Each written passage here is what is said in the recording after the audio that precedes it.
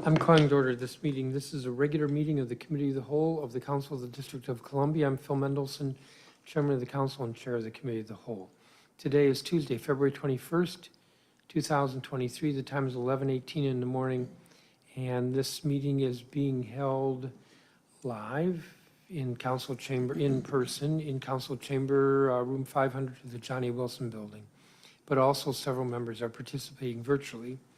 And this meeting is available to the public, I believe, live via the Zoom video conference broadcast platform, as well as Council Channel 13. And I'm never quite sure if it's streaming or just going to be available to the public on the council's website, which is www.dccouncil.gov. We always begin our meetings by determining whether we have a quorum. So, Mr. Cash, would you please call the roll? Chairman Mendelson. Present. Councilmember Allen. Here. Councilmember Bonds. Here. Councilmember Fruman. Here. Councilmember Gray. Councilmember Gray. Councilmember Henderson. Here. Councilmember Lewis George. Here. Councilmember McDuffie. Here. Councilmember Nadeau. Here. Councilmember Parker. Councilmember Parker. Councilmember Pinto. Councilmember Robert White. Present. Councilmember Trayon White. Present. Mr. Chairman, you have a quorum. Thank you, Mr. Cash. We have the Secretary's report of committee filings. I'm going to recognize the Chair Pro Tem, Councilmember McDuffie. Thank you, Mr. Chairman. I move to waive the reading of the Secretary's report. There's been a motion to waive the reading of the report. Is there discussion on the motion? All those in favor of waiving the reading say aye. Aye. Aye. Are there any opposed? The ayes have it unanimously. We also have the Secretary's log of introductions and referrals. Again, I'll recognize the Chair Pro Tem, Councilmember McDuffie. I move to waive the reading of the Secretary's log of introductions and referrals. There's been a motion to waive the reading of the log. Is there discussion? The vote is on the motion to waive the reading. All those in favor say aye. Aye. Aye. Aye. Are there any opposed? The ayes have it unanimously. We have 5 measures for markup in the Committee of the Whole, and then we have consideration of 4 measures being reported out of other committees. The first bill being marked up in the Committee of the Whole is Bill 25-7, entitled the Marionberry Avenue Designation Act of 2022. Unlike other street name designations, this bill is a bit more complicated. What this bill would do is it would officially redesignate Good Hope Road in Southeast as Marionberry Avenue Southeast. This is an official naming.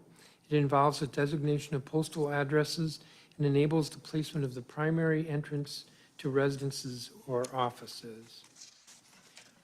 To give some sense here, we had contacted the Department of Transportation in December. They indicated to us there are 919 driver's licenses with addresses on Good Hope Road that will need to be changed, 718 IDs issued that have addresses on Good Hope Road, 487 registered vehicles to addresses on Good Hope Road.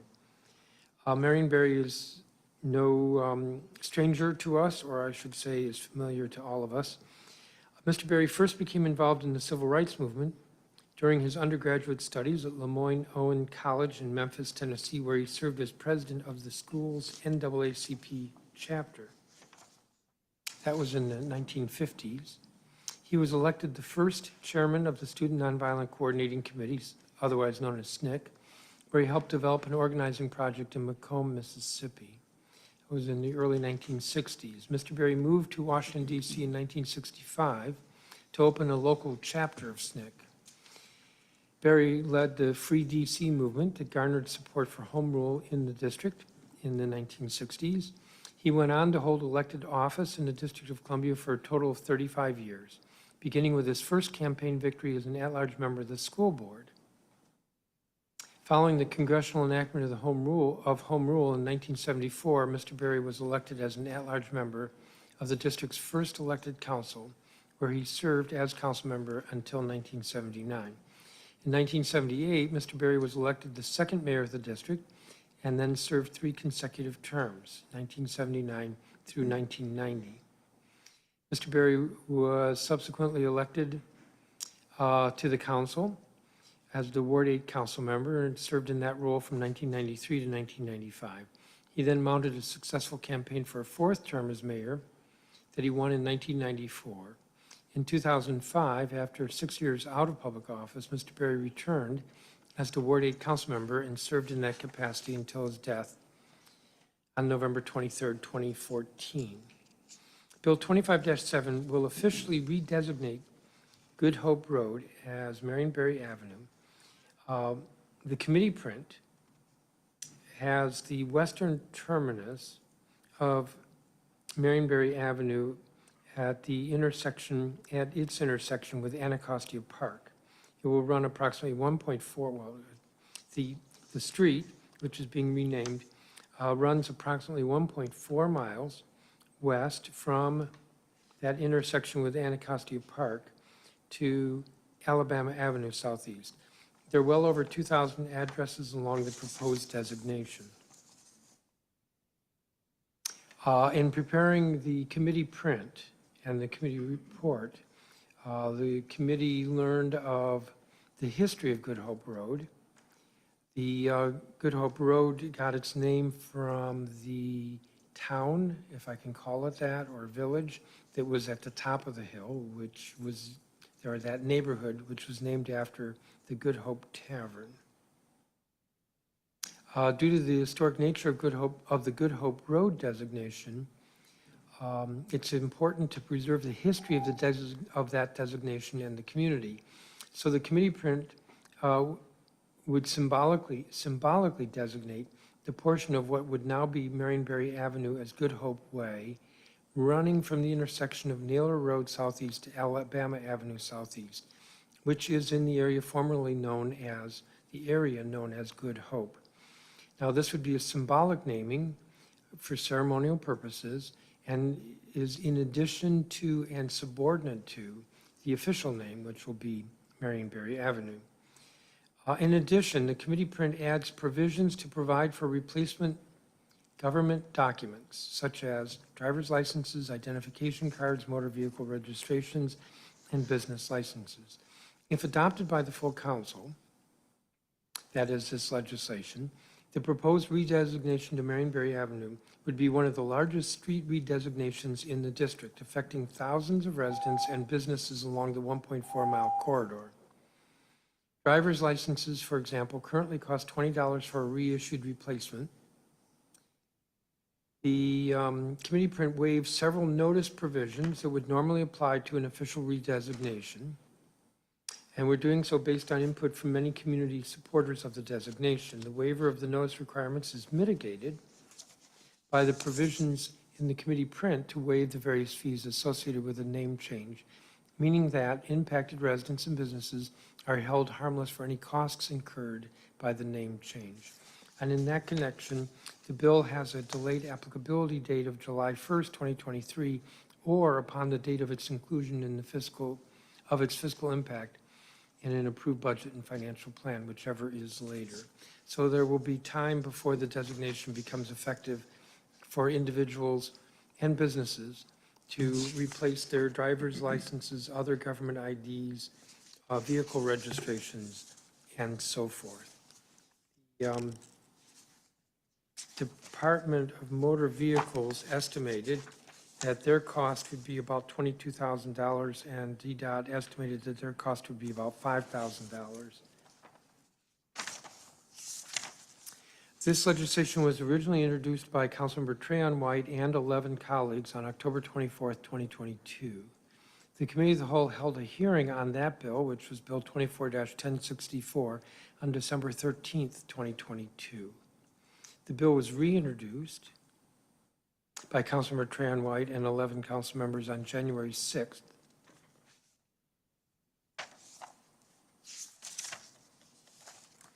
I move the print with leave for staff to make technical and conforming changes. Is there discussion? We have the print before us. Chairman. Yes, Councilmember Trayon White. Yes, thank you, Chairman. brief comments. Bill 25-7 designates Good Hope Road Southeast located on Ward 8 to Marion Avenue in honor of the great Mayor for Life, Marion Barry, who was council member, civil rights activist, mayor, and so many different things to different people. Marion Avenue Southeast will run from Alabama Avenue to Martin Luther King Avenue Southeast, which would include over 2,000 addresses. We just heard a brief history from Chairman Mendelson, so I won't go back and read that.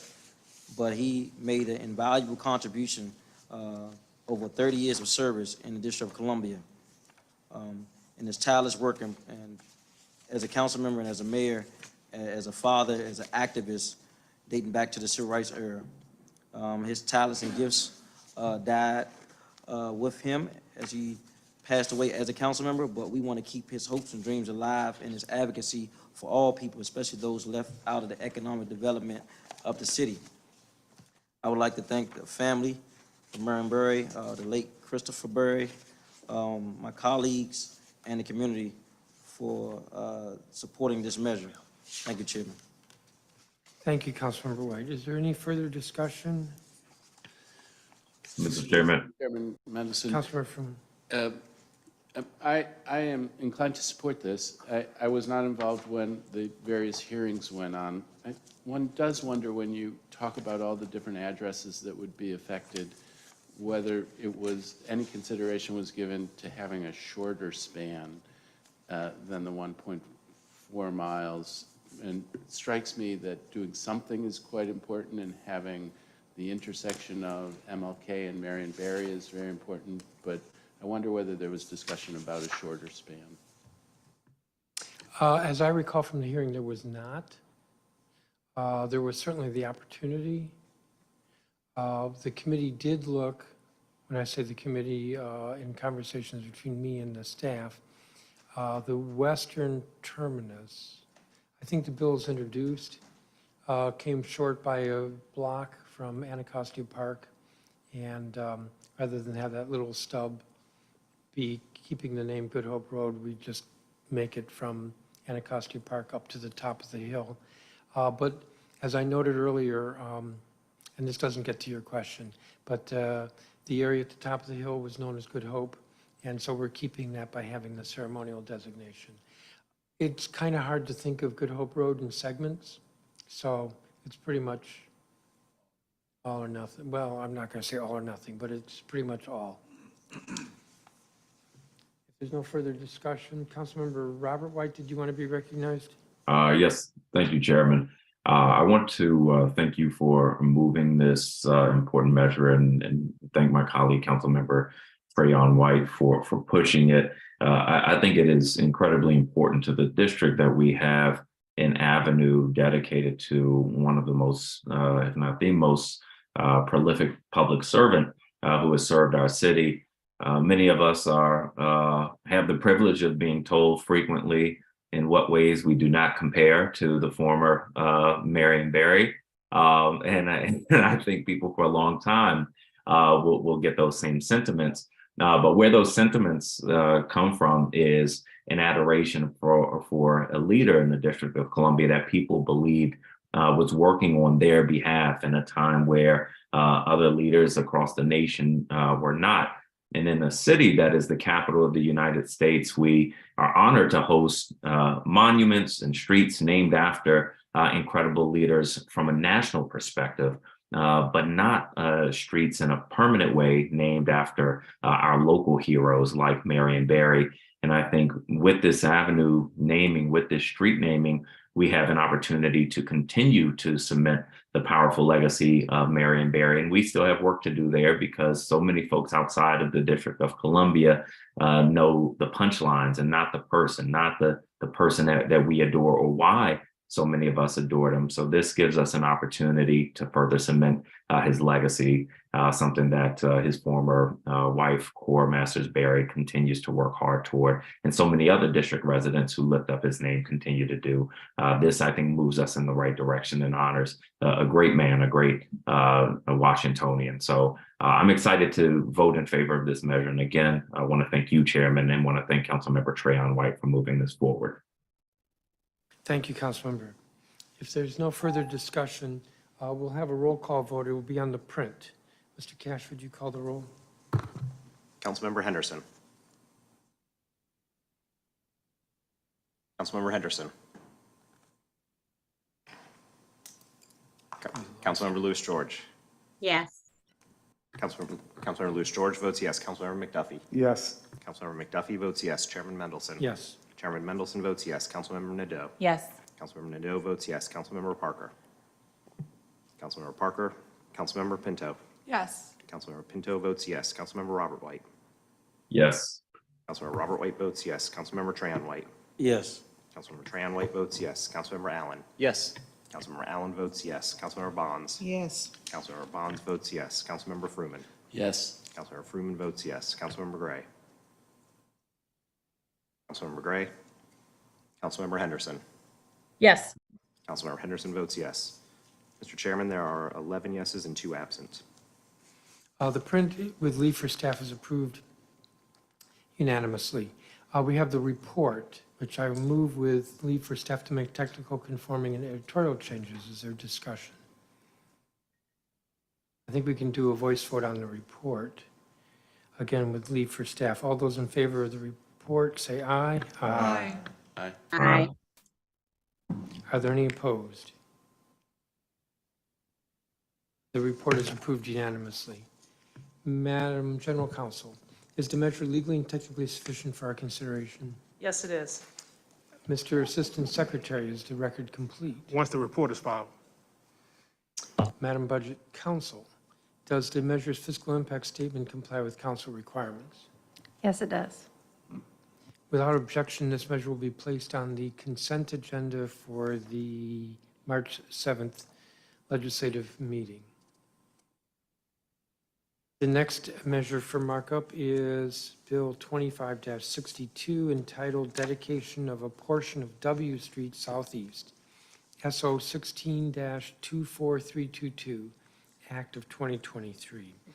This bill would dedicate a portion of W Street Southeast between Railroad Avenue and Shannon Place and provide for the establishment of a non-restrictive easement to the district for the surface rights of that portion of land. The applicant proposes to widen W Street between Railroad Avenue and Shannon Place Southeast from 50 feet to 70, providing for wider sidewalks, enhanced landscape treatments, and an improved pedestrian realm. The proposed street widening is one of several public space improvements for a planned unit development, or PUD, that includes a mix of office, retail, service, and residential uses. Just to give some better context of place, this is in historic Anacostia, and it would be between Martin Luther King Jr. Avenue and the river. Railroad Avenue is like a block, maybe 2 blocks west of Martin Luther King. The PUD, or planned unit development, is being developed in 3 phases across 9 buildings. Of the 9 buildings, 4 will be residential buildings, 4 will be office buildings, and 1 building will be retail. The portion of W Street that will be widened is adjacent to one of the buildings, building number 4 in the PUD. After construction is completed, the office space of that building will be occupied by the Department of Health and the District of Columbia Infrastructure Academy. At the committee's December 12, 2022 hearing on Bill 24-578, which is identical to Bill 62, which is before us, the District Department of Transportation noted that the agency had no objections to the dedication or the easement provided that the surveyor changed the term surface easement to non-restrictive easement on the plat, and the plat, which is attached to the report, reflects that request. Assuming that this is approved, the committee finds that the dedication of a portion of W Street Southeast between Railroad Avenue and Shannon Place is necessary to facilitate the construction of a mixed-use planned unit development that will include a mix of office, retail, service, and residential uses. The dedication will also facilitate enhanced landscape treatments and an improved pedestrian realm on the affected portion of W Street. This legislation was initially introduced as Bill 24-578 by Councilmember Trahan White in December of 2021. The Committee of the Whole held a public hearing on the measure on December 12th, 2022. I reintroduced the bill, apparently, on January 23rd of this year, so that we could move to mark it up today. The committee held a public hearing, as I indicated, on December 12th, and the committee's received no testimony or comments in opposition to the bill. If there's no objection, we'll move both the print and the report with leave for staff to make technical, conforming, and editorial changes. Is there discussion? Mr. Chairman, Councilmember Bonds. thank you very much for giving me an opportunity to ask a few questions. I recognize that we are very anxious as a community to develop a land that we feel is just sort of sitting and waiting for to be put to better use. But my question is, I know that now we're talking about the roadway, but when we indicate that we're dealing with the roadway and that improvement so that a PUD can come into play, I want to know a little more about what is proposed as a development there. Do you have any information that would inform us as to whether or not we're going to put up luxury penthouses, or are we going to focus on affordable units? And if so, do you have that information? Chairman, if I may. Yes, Councilmember White. Yes, thank you, Councilmember Bonds. The vision for that was to create three structures, three buildings. One is a government building, which would be Department of Health.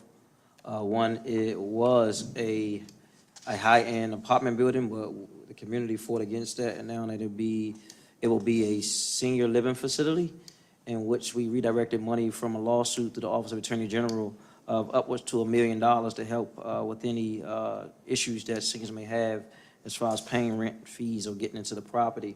There's also in the bill a hotel in the bill, and this is in the beginning of the plans, and there are other phases that we haven't got to yet. But this was also funded through tax increment financing through a TIF, also authored by the mayor's office and also the District of Columbia. Councilmember Bonds? Yes, thank you very much. I just want to make sure that we as a community, the government, are getting a good deal, and one that includes all of our concerns. Thank you. Thank you. And as it happens, the developer's testimony is not attached to the draft report, so I can't add to what Councilmember White said. But I do want to say this. Typically, when we have one of these measures before us, it's about closing a right-of-way. And of course, we asked the question, if we're going to close the right-of-way and that land's going to revert to a property owner, what are we getting in return? This is not a closing. This is a dedication. So the developer is actually giving up some land for a public street. Anything further on this measure? I think I asked earlier, without objection.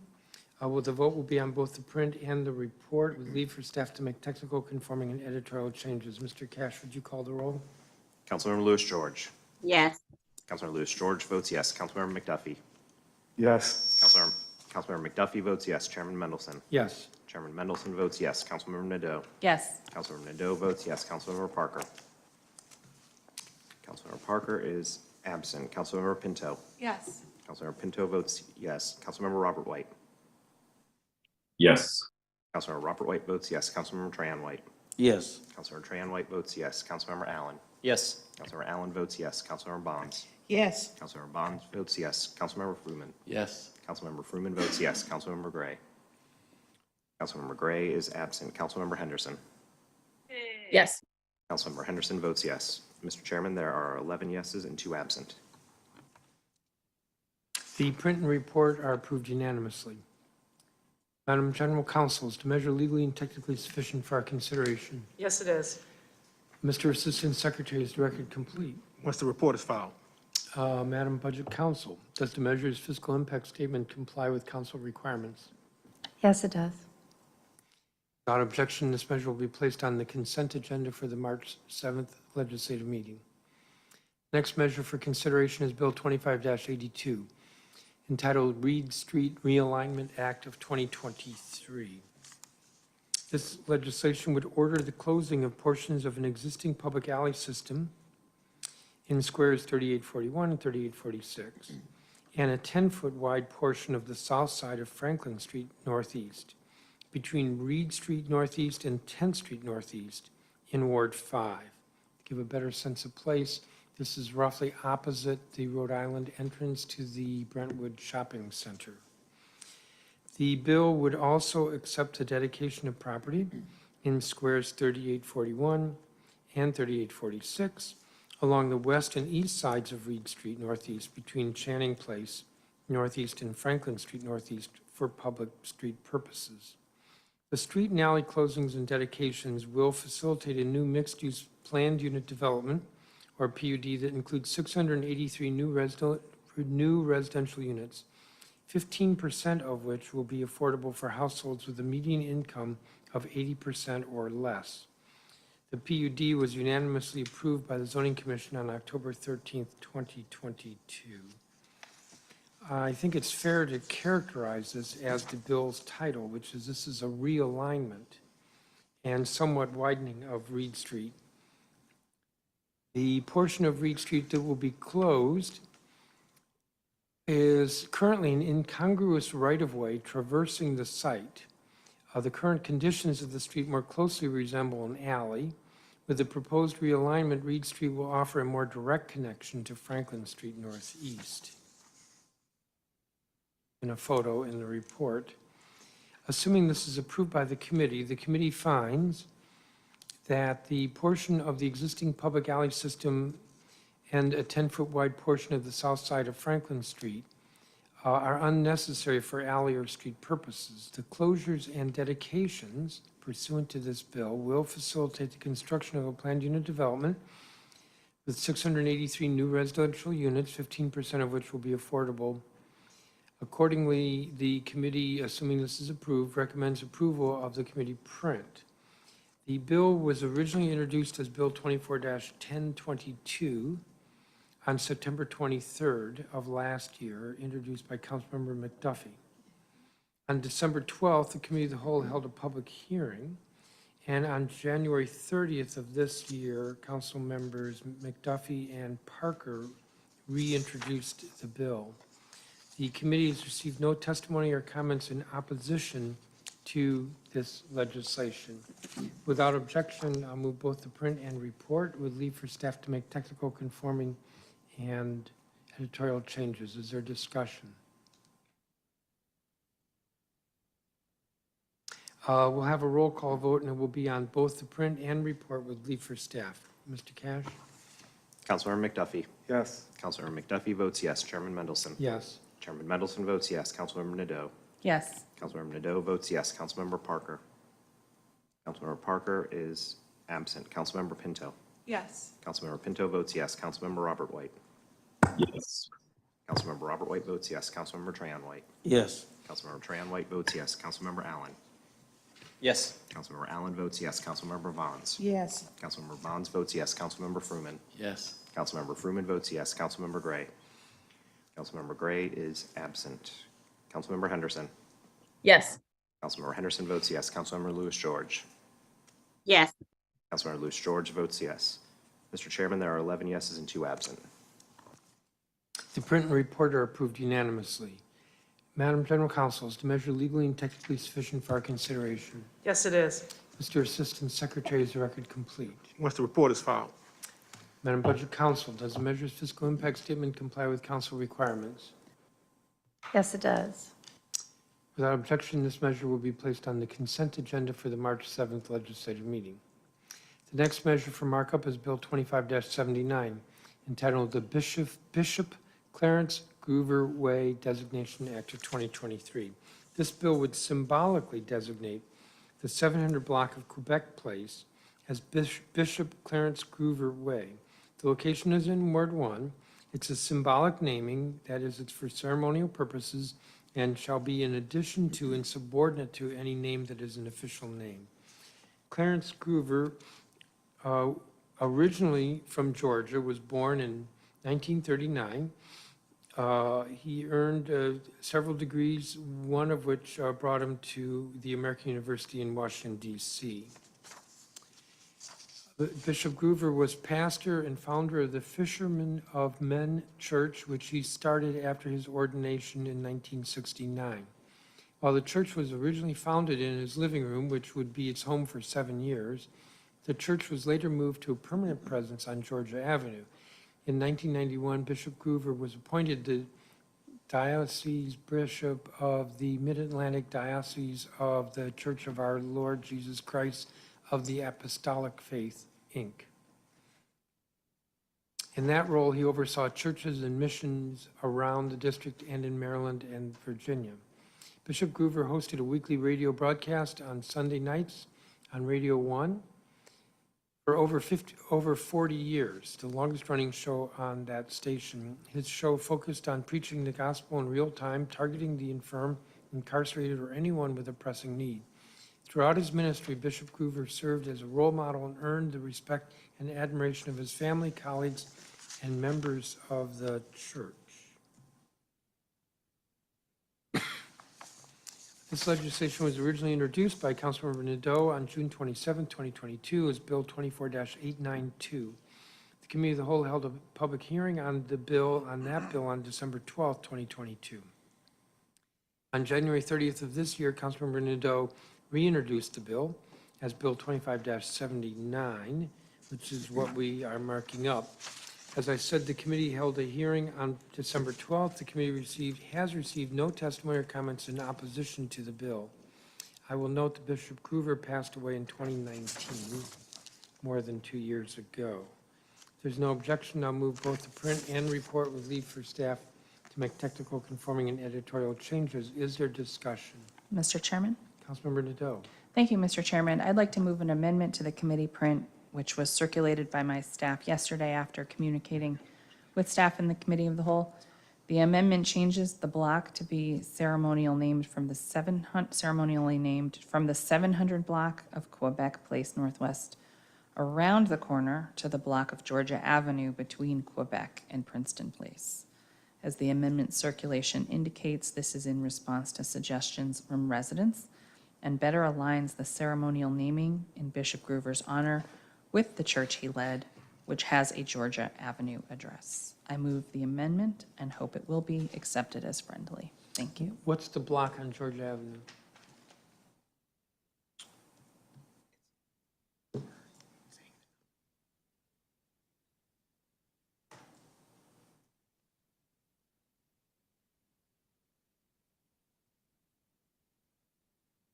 Georgia Avenue between Princeton and Quebec. So that is the 3600 block of Georgia, I believe. But it's not I think 3600 goes further, so you're really just trying to dial into that one Yes. block, which is out front of the church.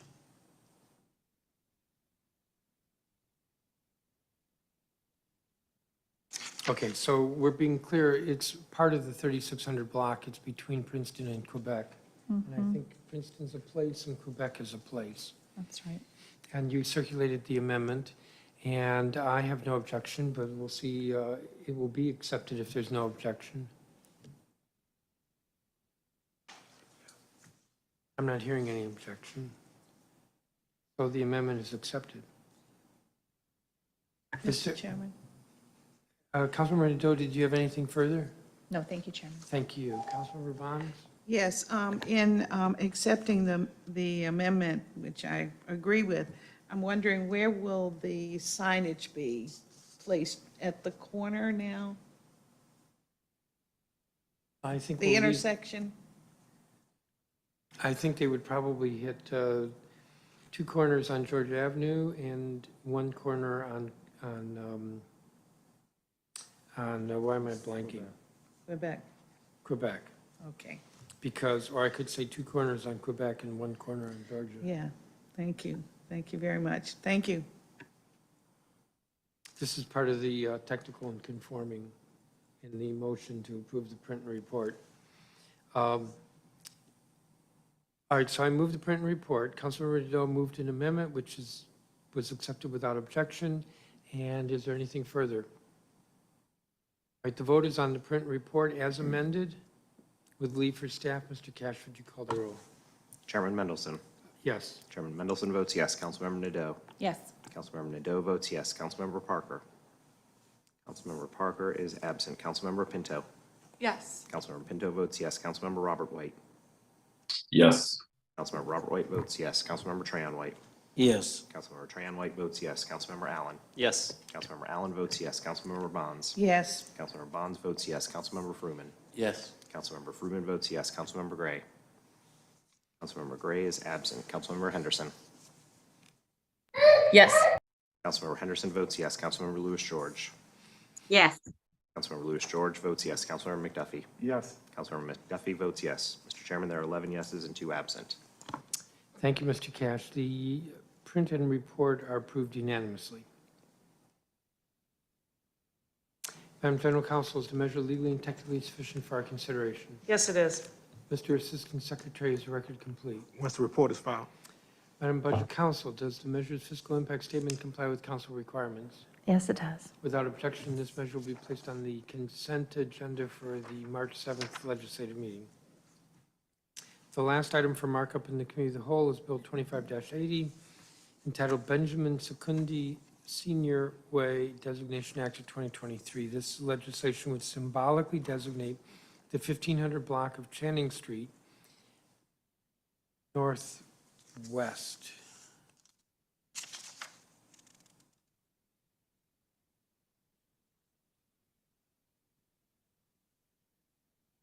Why we make corrections.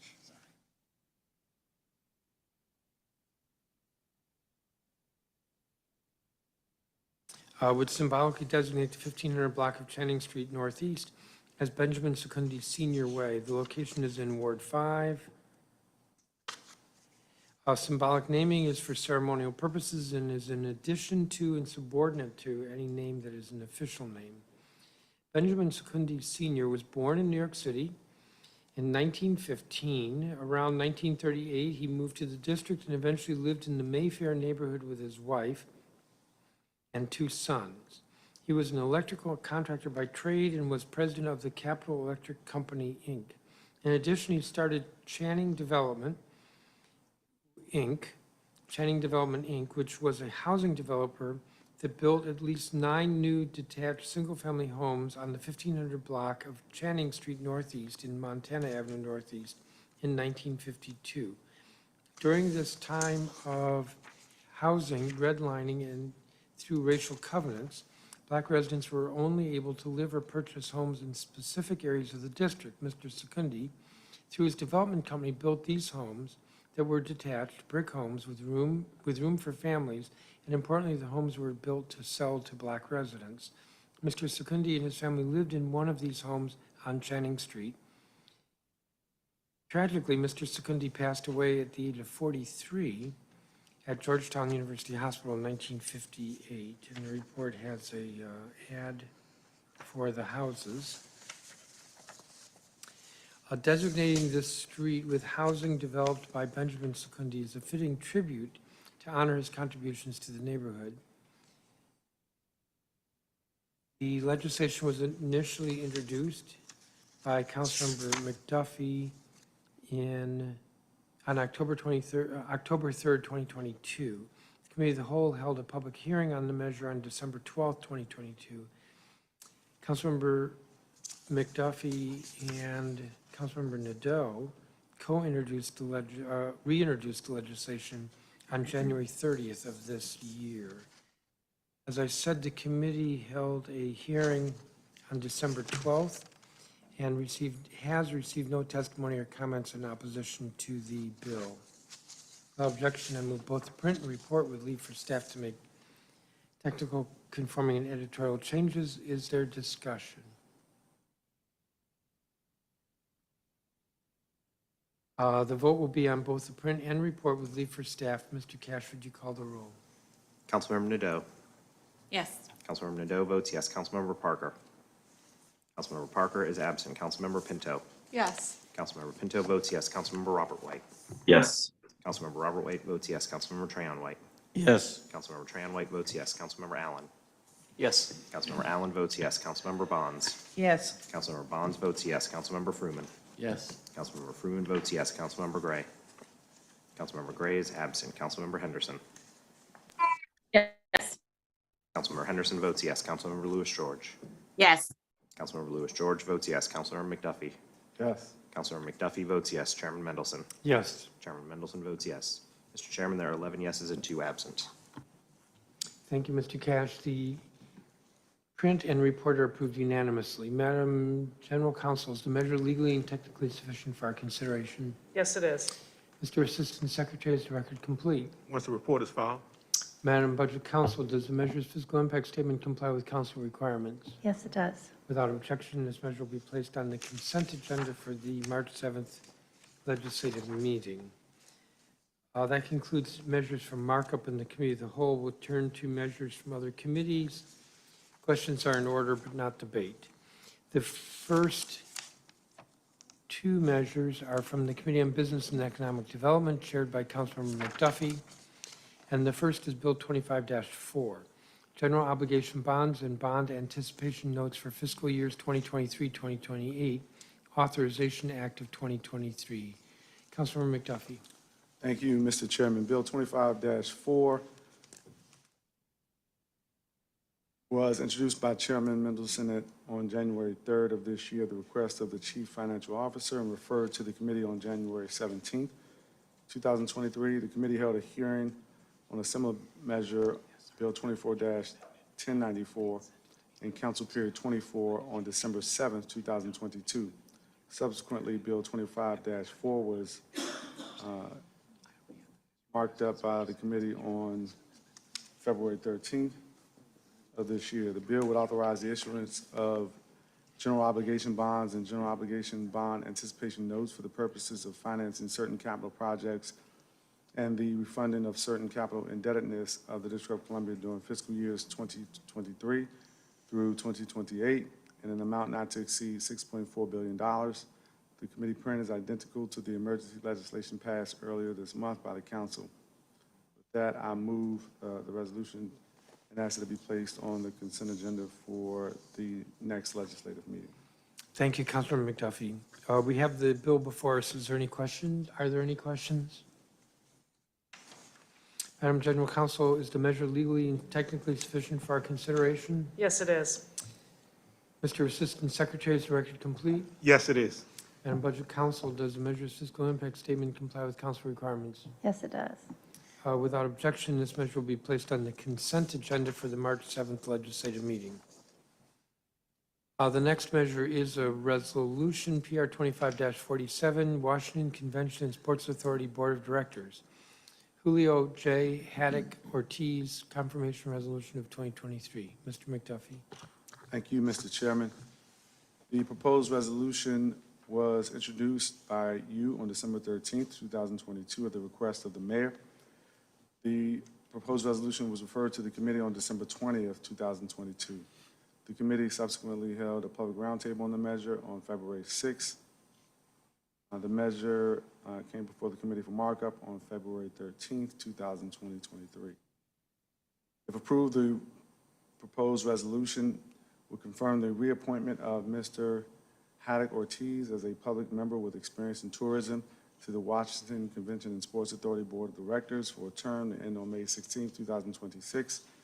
Mr. Haddock Ortiz is a more than 50-year veteran of the hotel industry. He is currently the senior advisor to the Carlos Rosario International Public Charter School's Chief Executive Officer and a current member of the Washington Convention and Sports Authority Board of Directors. Prior to these roles, Mr. Haddock Ortiz formed Absolute Hospitality and is the former president of Capitol Hotels. Mr. Haddock Ortiz currently serves as an advisor on the board of the Gala Hispanic Theater and the Carlos Rosario International Charter School's culinary program. Mr. Haddock Ortiz received his bachelor's degree from St. John's University of New York and is a Ward 6 resident. With that, I move the resolution as that it be placed on the consent agenda for the next legislative meeting. Thank you, Councilmember McDuffie. Are there questions from members? Madam General Counsel, is the measure legally and technically sufficient for our consideration? Yes, it is. Mr. Assistant Secretary, is the record complete? Yes, it is. Madam Budget Counsel, does the measure's fiscal impact statement comply with council requirements? Yes, it does. Without objection, this measure will be placed on the consent agenda for the March 7th legislative meeting. The next two measures are from the Committee on Housing, chaired by Councilmember Robert White. The first is PR 25-44, District of Columbia Housing Finance Agency Board of Directors, Carrie Cohen, Confirmation Resolution of 2023. Councilmember White.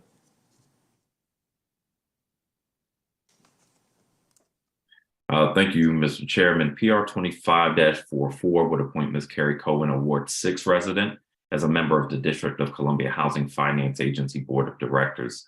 She would be appointed as a board member with experience in finance for a 2-year term. This appointment resolution was introduced by Chairman Mendelson at the request of the mayor on December 13th, 2022, and referred to the Committee on Housing on January 17th, 2023. On February 9th, 2023, my committee held a public roundtable to consider the nomination. At the hearing, we heard Ms. Cohen's qualifications and skills to act as a member of the board with experience in finance. Ms. Cohen attended undergrad at Howard University, where she studied business administration and finance. After graduation, she worked as an associate for JP Morgan in New York City. In her capacity as an associate, she managed investment portfolios worth over $300 million and provided investment recommendations in several diverse asset classes, including publicly traded bonds. Directly following her work at JP Morgan, she attended Northwestern University for her MBA with a focus in real estate, innovation, and entrepreneurship. Currently, Carrie Cohen is the founder and managing member of Bright Horizon Ventures. Bright Horizon Ventures, formed in 2016, pursues the development and acquisition of institutional-grade multifamily and hospitality assets and provides consulting and development and construction management. In her capacity as the founder and managing member, Ms. Cohen has developed and executed over $360 million in real estate and asset transactions, raised private funding for institutional-grade investments, and she continues to provide project management, financial and development management services to small and mid-sized developers. Last week, Ms. Cohen's nomination was approved unanimously by the Committee on Housing. If the council does not approve Ms. Cohen's nominating resolution by March 29th, it will be deemed disapproved. Thank you, Mr. Chairman. Thank you, Councilmember White. Are there questions from members? Madam General Counsel, is the measure legally and technically sufficient for our consideration? Yes, it is. Madam Secretary, is the record complete? Yes, it is. Excuse me, Mr. Assistant Secretary. Madam Budget Counsel, does the measure's fiscal impact statement comply with council requirements? Yes, it does. Without objection, this measure will be placed on the consent agenda for the March 7th legislative meeting. The last item on the agenda is PR 25-46. The agenda has it as 44. It's 25-46. Rental Housing Commission Toya Carmichael Confirmation Resolution of 2023. Councilmember White. Thank you again, Chairman. The mayor has nominated Toya Carmichael to the Rental Housing Commission. This small agency decides appeals from the Office of Administrative Hearings and rent control cases and other matters under the Rental Housing Act. It also writes and revises administrative regulations under the Act and issues an annual certification of the allowable rent increase percentages for rent stabilized units. The RHC is led by 3 administrative judges who, among other qualifications, must be attorneys with experience in administrative law, housing law, or appellate law. At a roundtable earlier this month, the Committee on Housing confirmed that the mayor's nominee possesses experience in all of these areas. Ms. Carmichael, a Ward 7 resident, is currently a senior executive at United Medical Center and previously worked for various administrative tribunals in the federal and district governments, including the Rental Housing Commission itself. If the council does not approve Ms. Carmichael's nominating resolution by March 29th, it will be deemed disapproved. Thank you, Mr. Chairman. Thank you, Councilmember White. Are there questions from members? Madam General Counsel, is the measure legally and technically sufficient for our consideration? Yes, it is. Mr. Assistant Secretary, is the record complete? Yes, it is. Madam Budget Counsel, does the measure's fiscal impact statement comply with council requirements?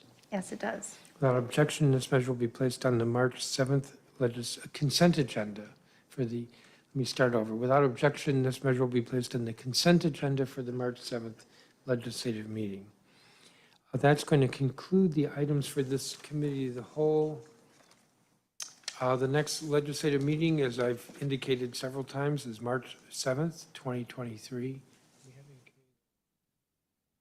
We will probably have a committee of the whole meeting before that, and I'm still getting used to it, but committee of the whole meeting started at 11 o'clock, so that maybe we're done by early afternoon. The time is, well, we're not done before noon because the time is 12:09, and this meeting's adjourned.